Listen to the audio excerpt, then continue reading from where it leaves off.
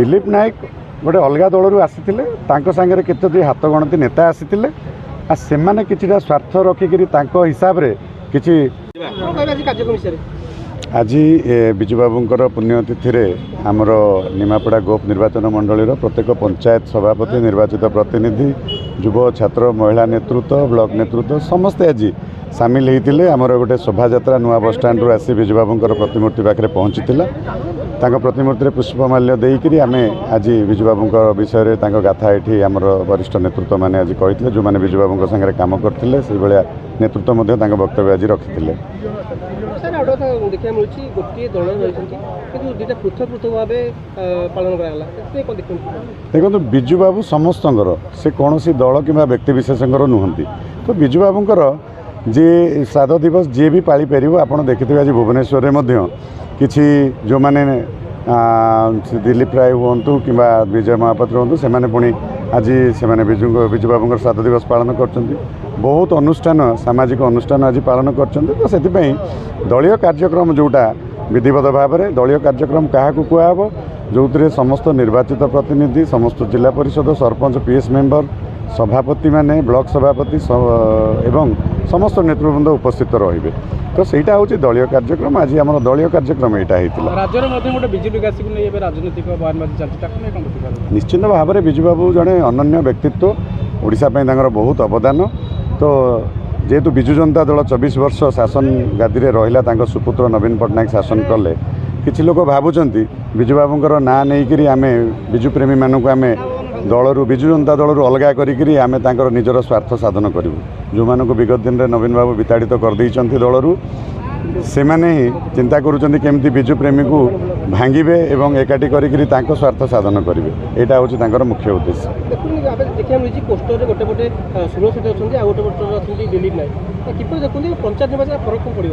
देखो दिलीप नायक विजु जनता दलर गला निर्वाचन साधारण निर्वाचन में आमर प्रार्थी होते नवीन बाबू टिकेट देते जोटा कि आमे मैंने समस्ते प्रार्थित्व को ग्रहण करूँ से भारतीय जनता पार्टी आसते एवं समस्ते दिन राति एक कर लड़े कर पाखापाखि 92,000 भोट संग्रह करूँ अल्प भोट व्यवधान से हारी जाते हारी जेहेतु दल आमर सरकार थिला बेले मत कि दायित्व देता निर्वाचन में मोर दायित्व थिला तो से निर्वाचन हारीगला दल मत ये दायित्व देता जमीक साधारण जनसाधारण कि एठारे जो नेतृत्व अच्छा कहार केमती असुविधा न हुए से दृष्टि देवाई मु दिलीप बाबू आम मिसिक आम संगठन चलाऊलु किसी कार्यक्रम सी अटेंड करते कि करूँ दलीय कार्यक्रम आम मिसिक करूँ सी निजर गोटे व्यक्तिगत ठकई मामला रे से विगत 7 मास है जेल रे अच्छी तो तापरे दल विधिवत भाव में मत ये संगठन को चलैया दायित्व देती जहाँकि आमर समस्त नेतृमंडली को आगधाड़ी नेता मानू शंख भवन डका जाई पचरा जाकरी मत अनुसार ये मत दायित्व दिखाई एवं आम समस्ते मिलमिशिक काम करुँ दिलीप बाबू एवं जेल रे अच्छा दिलीप बाबू जब जेल रू बाहर सी स्वागत दल सांगे दल में कम करने को क्या मना ना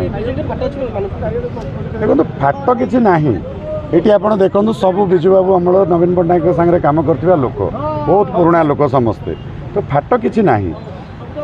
दिलीप नायक गोटे अलग दलू आसी सागर केतोटी हाथ गणती नेता आसी